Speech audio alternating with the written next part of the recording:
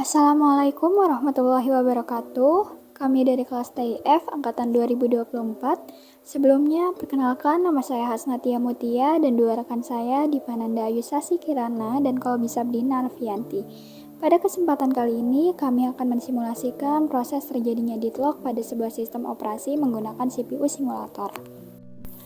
Di sini kami memiliki 4 buah program yang masing-masing memiliki fungsi yang sama, yaitu untuk mengalokasikan suatu resource dalam memori. Misalnya, pada program deadlock P1 terdapat perintah untuk mengalokasikan resource pertama. Kemudian, program menunggu selama 3 detik sebelum mencoba mengalokasikan resource kedua. Setelah kedua resource berhasil dialokasikan, program akan menjalankan sebuah perulangan sebanyak 20 kali sebagai representasi proses kerja.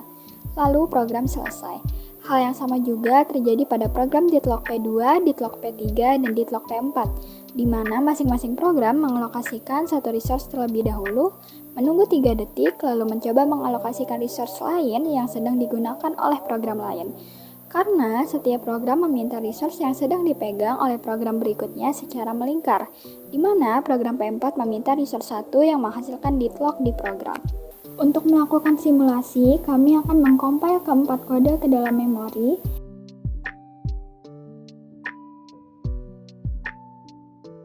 Memasukkannya ke dalam proses, lalu mengubah scheduler menjadi round robin dengan 10 ticks. Kemudian mempercepat kecepatan CPU, lalu mengklik start untuk menjalankan program. Pada view, klik view resource dan akan terlihat program yang sedang berjalan dan akan terjadi perubahan hingga terjadi deadlock. Proses itu dapat dilihat pada show deadlock process yang akan menampilkan bagian dari program yang mengalami deadlock.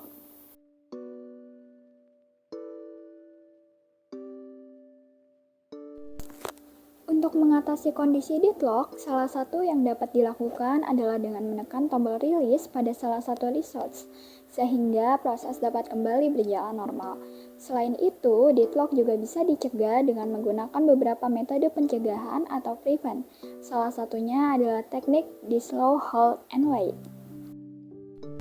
Dalam metode ini, sistem memastikan bahwa sebuah proses tidak boleh menahan resource apapun ketika sedang menunggu resource lainnya. Ini bisa diterapkan melalui protokol. Misalnya, setiap proses harus meminta dan mendapatkan semua resource yang dibutuhkan sebelum memulai eksekusi. Atau proses hanya boleh mengajukan permintaan resource jika tidak sedang memegang resource yang lainnya. Metode pencegahan lain adalah slow circular wait, yaitu mencegah terbentuknya siklus tunggu antar proses.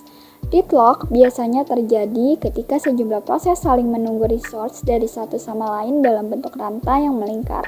Meskipun begitu, metode ini belum tentu sepenuhnya mencegah deadlock dalam semua kondisi.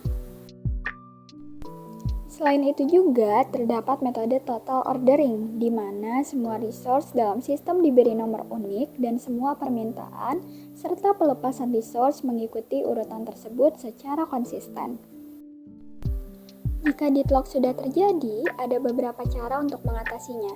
Salah satunya adalah dengan menggunakan metode abort process, yaitu sistem operasi secara paksa menghentikan satu atau beberapa proses yang terlibat di dalam deadlock, sehingga resource yang mereka pegang dapat dilepaskan dan digunakan oleh proses lain yang masih aktif.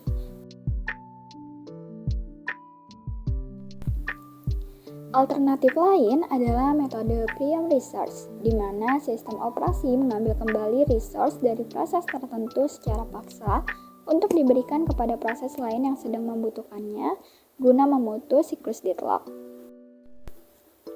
Sebagai tambahan, jika kita tidak ingin sistem memberikan peringatan saat terjadi deadlock, kita bisa menonaktifkan pendeteksian deadlock dengan memilih opsi Don't Detect. Dengan demikian, jika deadlock terjadi, program akan berhenti begitu saja tanpa menampilkan pesan peringatan atau tanda-tanda adanya masalah. Sebagai penutup, melalui simulasi yang telah kami lakukan, kami ingin menyampaikan bahwa kondisi deadlock adalah salah satu permasalahan penting dalam sistem operasi yang perlu dipahami dengan baik. Dari hasil simulasi ini, kita bisa melihat bagaimana deadlock bisa terjadi ketika beberapa proses saling menunggu resource satu sama lain. Dan juga bagaimana langkah-langkah pencegahan serta penyelesaiannya bisa diterapkan. Dengan menggunakan CPU simulator, kami jadi lebih mudah memahami konsep ini secara visual dan juga praktis.